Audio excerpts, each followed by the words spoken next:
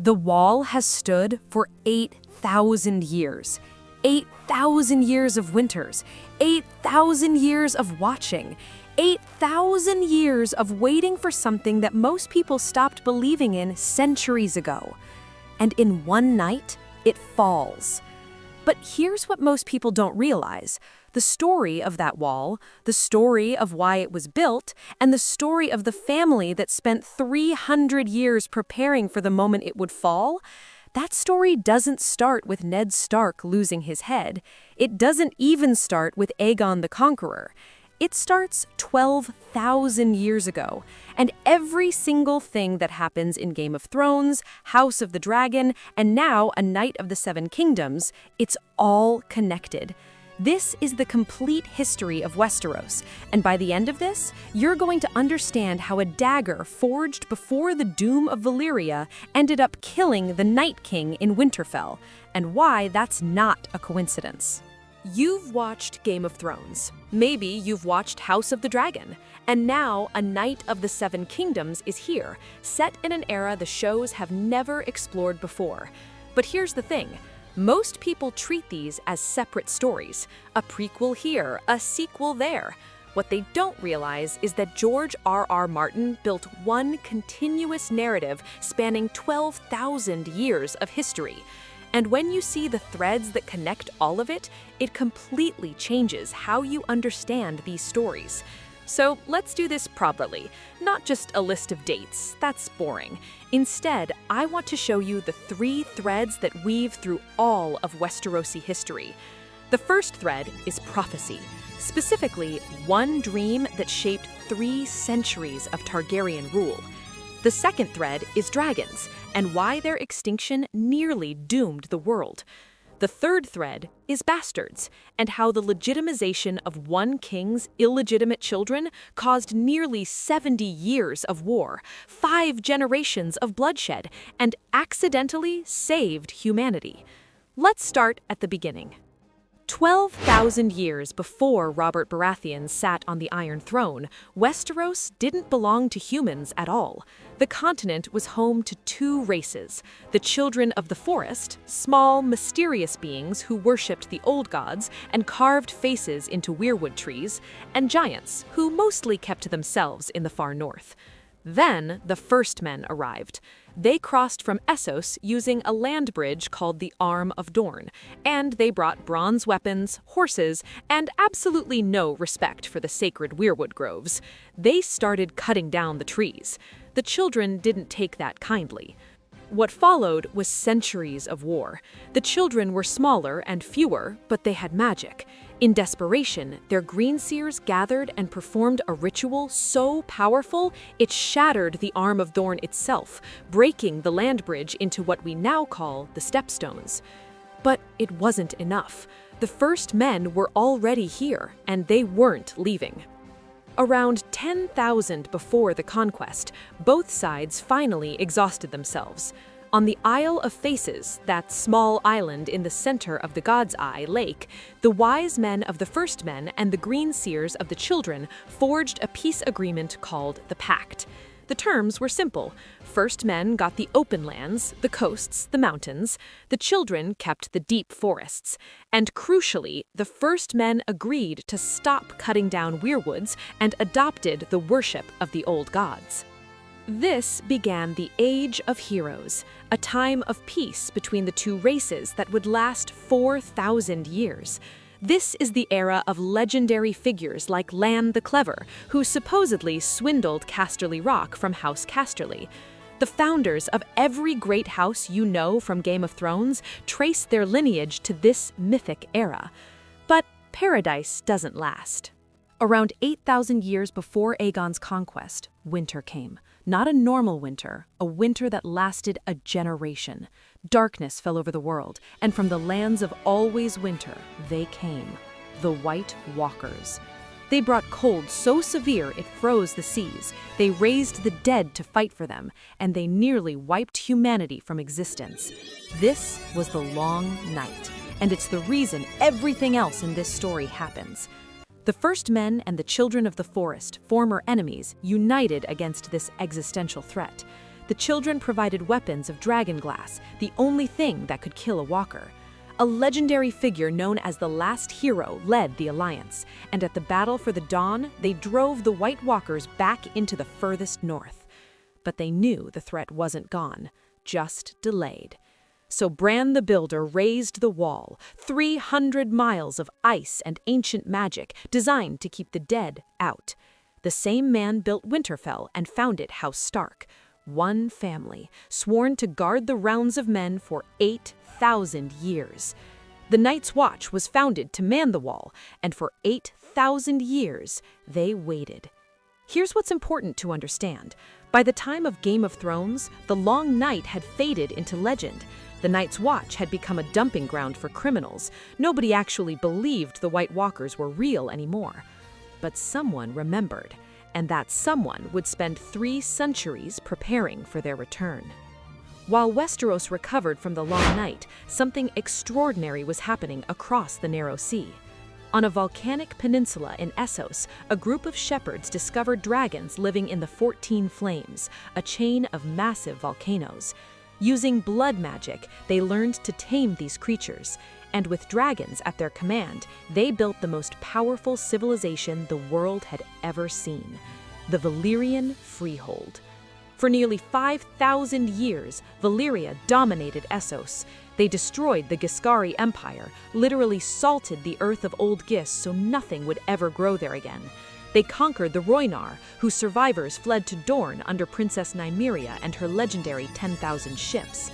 They built roads that still stand, forged Valyrian steel through techniques that are now lost, and ruled through the power of their 40 noble dragon lord families. But in 102 BC, it all ended in a single day. The 14 Flames erupted simultaneously. The peninsula shattered. The smoking sea swallowed what remained. Every dragon, every sorcerer, every record of Valyrian magic and history, gone. This was the doom of Valyria, and only one family of dragon lords survived. 12 years before the doom, in 114 BC, a young woman named Daenerys Targaryen had a dream.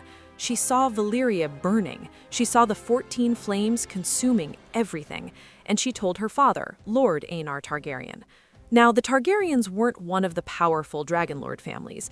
They were relatively minor nobility. So when Aenar announced he was selling everything and moving his entire household to a remote, dreary island off the coast of Westeros, the other Dragonlords laughed at him. They called him a coward. 12 years later, they were all dead. And the Targaryens, sitting on Dragonstone with 5 dragons, were the last Dragonlords in the world. They stayed on that island for a century, watching as Essos tore itself apart in the Century of Blood, watching as the free cities emerged from the chaos, watching Westeros divided into 7 constantly warring kingdoms. And then Aegon Targaryen looked west, and he saw something that changed everything. This is where House of the Dragon added something crucial to the lore. For centuries, historians assumed Aegon conquered Westeros out of ambition. He wanted power, he wanted to rule, standard conqueror stuff. But House of the Dragon revealed the truth, passed down from king to heir as a sacred secret. Aegon had a prophetic dream. He saw the end of the world, a terrible winter, death marching from the north. And he believed, truly believed, that only a united Westeros led by a Targaryen monarch could survive what was coming. The conquest wasn't about glory, it was about survival. He even had it inscribed on a Valyrian steel dagger in glyphs that only appear when the blade is heated. From my blood come the prince that was promised, and his will be the song of ice and fire. That dagger, by the way, it's the same dagger that Arya Stark uses to kill the Night King 300 years later. The same dagger inscribed with the prophecy of the threat is the weapon used to end it. That's not coincidence. That's George R.R. Martin. In 2 BC, Aegon Targaryen and his sister wives Visenya and Rhaenys landed at the mouth of the Blackwater Rush with a small army and 3 dragons, Balerion, the Black Dread, Vhagar, and Meraxes. What followed was less a war and more a demonstration of why you don't fight dragons. Harren the Black, the king who had just completed the massive fortress of Harrenhal, refused to surrender. Aegon flew Balerion over the walls and melted the towers with dragonfire. House Hoare was extinguished in a single night. At the Field of Fire, the combined armies of the Reach and the Westerlands, 55,000 men, faced all 3 dragons at once. 4,000 men burned alive. King Mern Gardner died, ending his ancient line. The Lannisters surrendered. The North's king, Torrhen Stark, marched south with 30,000 men. He saw the devastation at the Field of Fire, looked at his army, looked at the dragons, and knelt. They call him the king who knelt, but really, he was the king who could do math. Only Dorne resisted successfully, using guerrilla tactics and hiding in the desert. When Rhaenys flew Meraxes to the castle of Hellholt, a scorpion bolt took the dragon through the eye. Rhaenys died in the fall. Dorne remained independent for another 200 years, eventually joining through marriage rather than conquest in 187 AC. Aegon was crowned in Oldtown in 1 AC, after conquest. He had the swords of his defeated enemies forged into the Iron Throne, and he passed down the secret of his dream to his heir, and his heir after that. The Targaryens weren't just ruling, they were waiting, preparing. But Aegon didn't foresee that his own family would nearly destroy everything he'd built. For 130 years, the Targaryen dynasty flourished. They survived religious uprising, they survived mad kings, they built roads and consolidated power. By the reign of Jaehaerys I, called the Conciliator, they were at their peak. Dragons filled the dragon pit, the realm was at peace. Then Jaehaerys died, and everything fell apart. At a great council in 101 AC, the lords of Westeros had to choose between 2 heirs, Rhaenys Targaryen, who had the stronger claim but was a woman, and Viserys Targaryen, who had the weaker claim but was a man. They chose Viserys, establishing a precedent that the Iron Throne could not pass to a woman. This decision would haunt the realm 28 years later. Viserys I named his daughter Rhaenyra as his heir. When he died in 129 AC, his second wife's faction crowned his son Aegon II instead. The realm split in 2. Rhaenyra's supporters were called the Blacks, Aegon's supporters were called the Greens. What followed was the bloodiest conflict in Westerosi history since the Long Night. This is what House of the Dragon is showing us right now. Dragon fought dragon in the skies. Brothers killed brothers. The war lasted only 2 years, but the casualties were catastrophic. Rhaenyra's dragon, Syrax, Aegon's dragon, Sunfire, the ancient Vhagar, Daemon Targaryen's Caraxes. And then came the storming of the Dragon Pit. In 130 AC, a mob of small folk in King's Landing, whipped into a frenzy by a religious leader called the Shepherd, stormed the Dragon Pit where the royal dragons were housed. 4 dragons were chained inside, unable to fly, unable to escape. The mob killed them all. Thousands of people died in the attempt, but they killed them all. And when Rhaenyra's dragon, Syrax, flew from the Red Keep to attack the survivors, they brought her down too. 5 dragons dead in a single night. This moment is critical. It represents the common people's rejection of dragon power. The mystique was broken. Dragons could be killed. The Targaryens could be killed. By the end of the dance, both Rhaenyra and Aegon II were dead. Rhaenyra's son took the throne as Aegon III, but he'd watched his mother get eaten by a dragon. He hated the creatures. Under his reign, the last dragons grew sickly, stunted. The final one died in 153 AC, reportedly no bigger than a cat. The Targaryens were still kings, but they'd lost the thing that made them unstoppable. And here's where a theory comes in that's worth mentioning: the Grand Maester Conspiracy. Some fans and scholars believe the Maesters of the Citadel, who represent science and reason in Westeros, deliberately orchestrated the decline of the dragons. They poisoned eggs, advised against breeding, pushed lords toward the war. Because a world with dragons is a world with magic, and the Citadel wants a world of reason. Archmaester Marwyn, a maester himself, puts it bluntly in the books. Who do you think killed all the dragons the last time around? Gallant dragon slayers armed with swords? Whether you believe this theory or not, the result is undeniable. After 153 AC, the Targaryens ruled through politics, through alliances, through legitimacy, not through fire and blood. And that made them vulnerable. This is the part most people don't know, and it's the most important context for a Knight of the Seven Kingdoms. In 184 AC, King Aegon IV lay dying. History remembers him as Aegon the Unworthy, and he earned that name. He was corrupt, gluttonous, spiteful, and possibly the worst person to ever sit the Iron Throne. But his final act was the one that would haunt the realm for generations. Aegon had many mistresses and many bastard children. On his deathbed, for reasons that are still debated, spite towards his true-born heir, genuine affection for his bastards, or simply chaos for chaos's sake, he legitimized all of them. This created the Great Bastards, and 3 of them would reshape Westerosi history. The first was Daemon Waters, who took the name Blackfyre after the ancestral Targaryen sword that Aegon gave him instead of his legitimate heir. Daemon was everything a king should be: tall, strong, handsome, skilled with a blade. The second was Aegor Rivers, called Bittersteel, a warrior of fierce ambition and fierce grudges.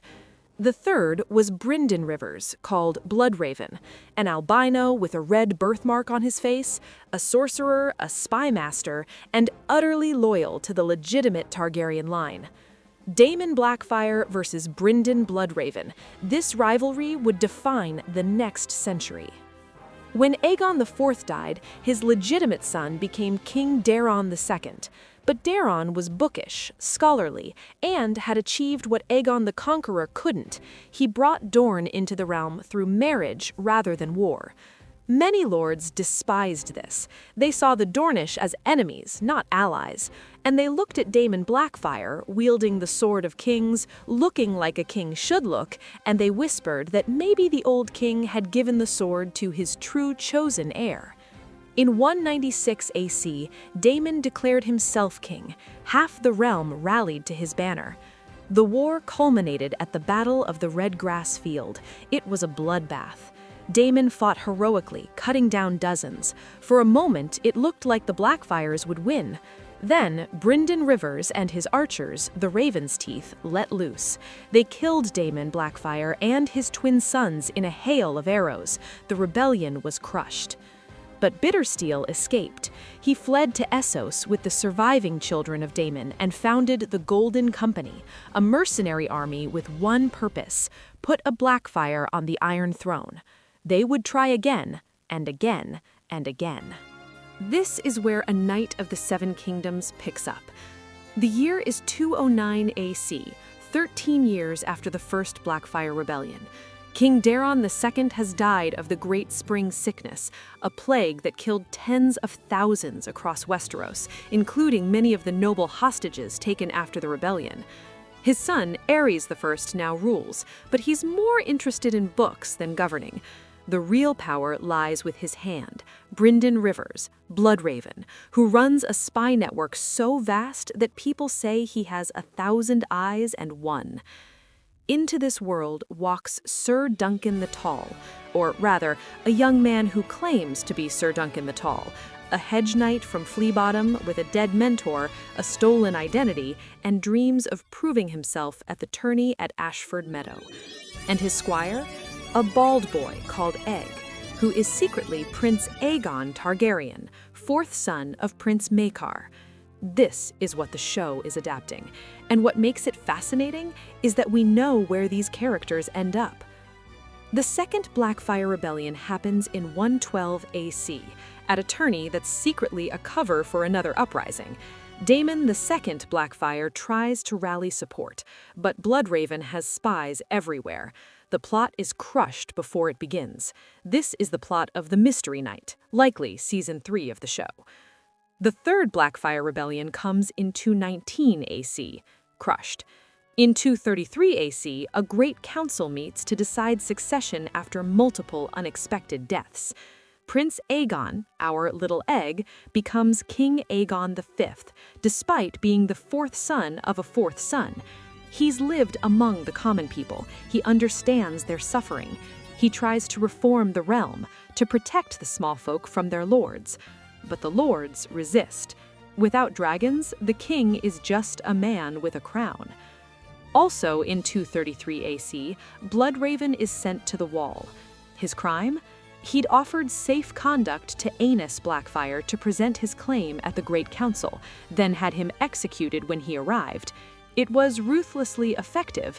It might have saved the realm from yet another civil war. But it was also a betrayal of guest right, and the new king couldn't let that stand, even if Bloodraven had done it to protect the realm. He rises to Lord Commander of the Night's Watch, and then, on arranging beyond the wall, he disappears. We'll come back to that. The fourth Blackfire Rebellion hits in 236 AC. Daemon III Blackfire lands at Massey's Hook with the Golden Company. The rebellion has almost no support. The Blackfire cause is dying. King Aegon V rides out personally with his sons, and at the Battle of Wendwater Bridge, Sir Duncan the Tall, now Lord Commander of the Kingsguard, kills Daemon III.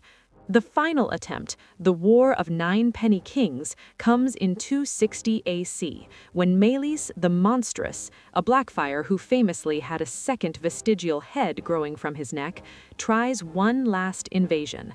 A young knight named Barristan Selmy cuts a bloody path through the Golden Company and kills Meleys in single combat. The same Barristan Selmy who would later serve in Robert's Kingsguard, then Joffrey's, then Daenerys's.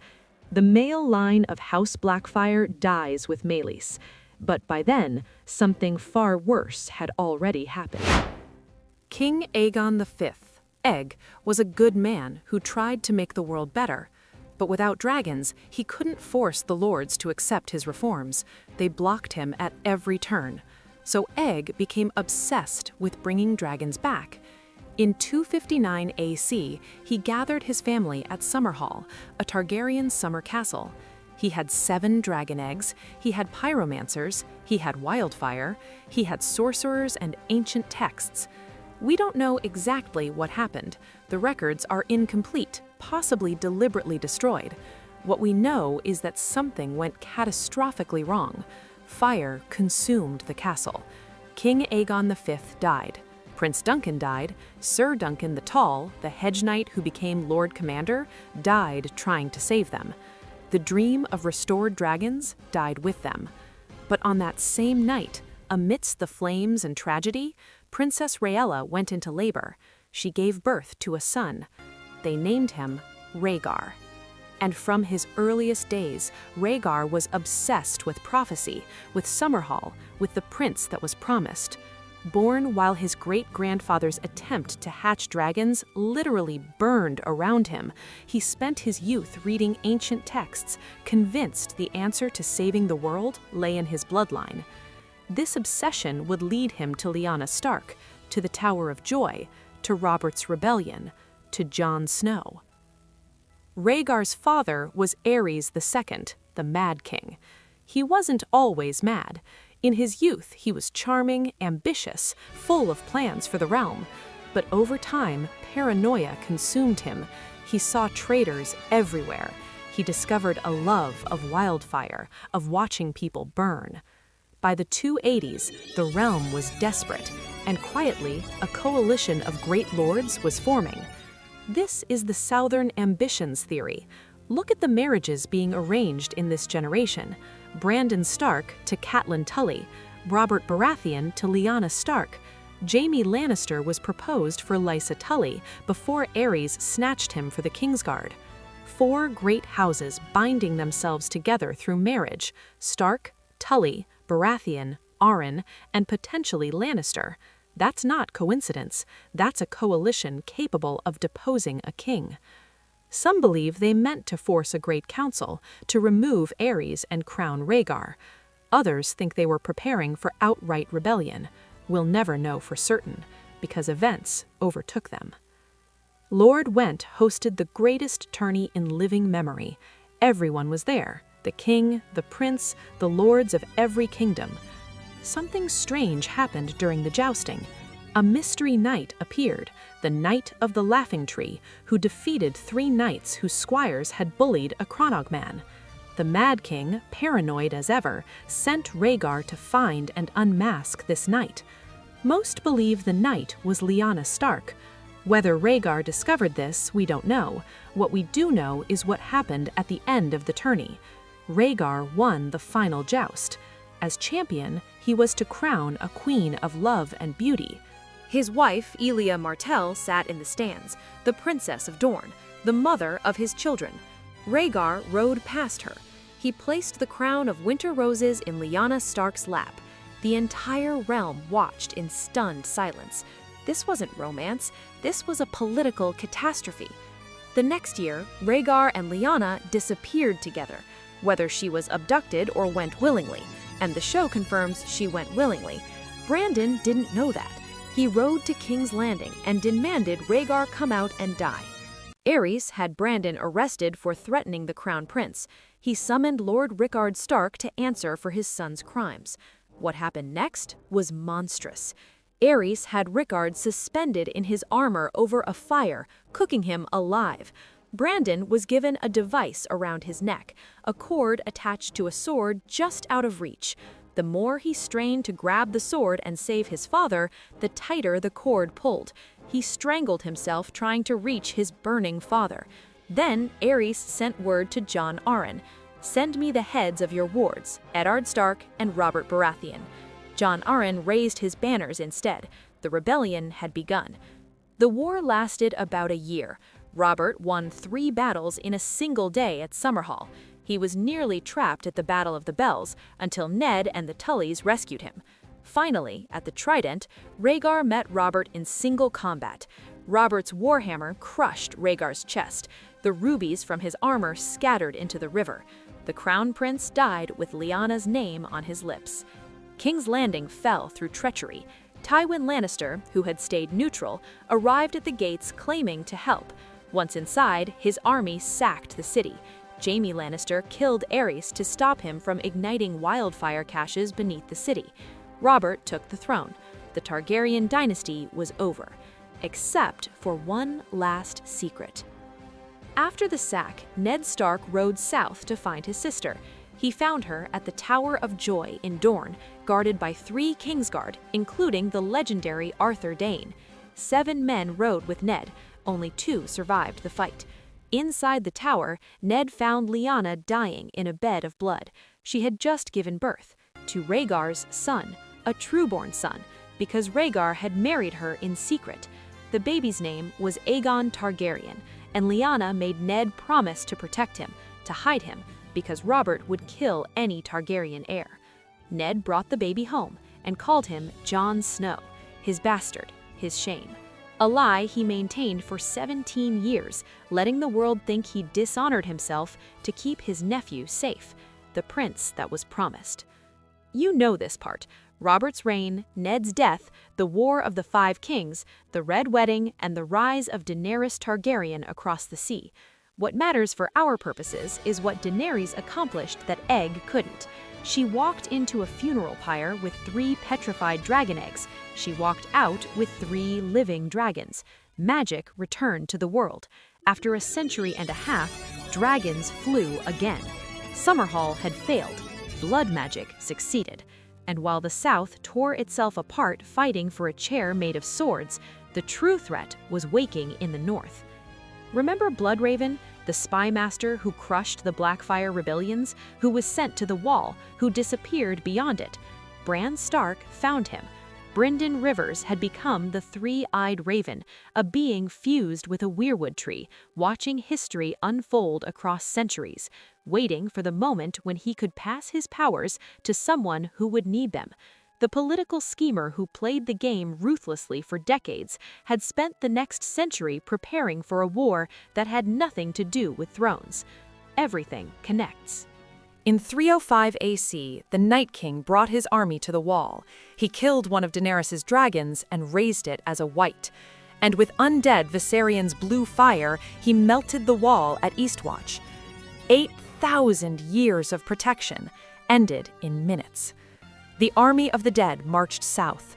Winterfell became the last line of defense. Stark, Targaryen, Lannister, Wildling, Dothraki, everyone who was left, standing together. The Battle of Winterfell was a slaughter. The dead kept coming. The Night King walked through the carnage toward Bran Stark, the new three-eyed raven, to finish what he'd started 8,000 years ago. And then Arya Stark, trained as a faceless man wielding a Valyrian steel dagger inscribed with a prophecy from before the Doom, dropped out of the darkness and buried the blade in the Night King's chest. The same blade Aegon the Conqueror had inscribed with his dream, the same blade that had passed through history, through Viserys and Rhaenyra, through Robert's armory, through Littlefinger's scheming hands, to end up exactly where it needed to be. The prophecy said the prince's song would be ice and fire. Jon Snow, Aegon Targaryen, united the forces. His lineage brought the dragons and the North together. Arya struck the blow. The song wasn't about one hero. It was about every choice across 12,000 years, leading to one moment. So, that's the story. 12,000 years of history, 3 threads woven together. The prophecy thread, from Aegon's dream, through Summerhall, through Rhaegar's obsession, to Jon Snow's birth, to the blade that ended the threat. The dragon thread, from Valyria's rise, through the Doom, through the conquest, through the dance, through extinction, through Summerhall's failure, through Daenerys' miracle. The bastard thread, from Aegon the Unworthy's legitimization, through the Blackfyre rebellions, through Brynden Rivers, Bloodraven, who spent decades playing the Game of Thrones more ruthlessly than anyone, crushing rebellions through spycraft and murder, and then spent the next century sitting in a cave beyond the wall, fused to a tree, waiting for a crippled boy who hadn't been born yet. The greatest political schemer in Westerosi history gave it all up to prepare for a war that had nothing to do with thrones. And then there's Jon Snow, raised as a bastard to hide his true identity, the secret that held the key to uniting ice and fire. And now, A Knight of the Seven Kingdoms shows us the middle chapter, the era when dragons were gone but prophecy persisted, when Bloodraven ruled from the shadows, when a hedge knight and a prince wandered Westeros, having adventures that would shape the future.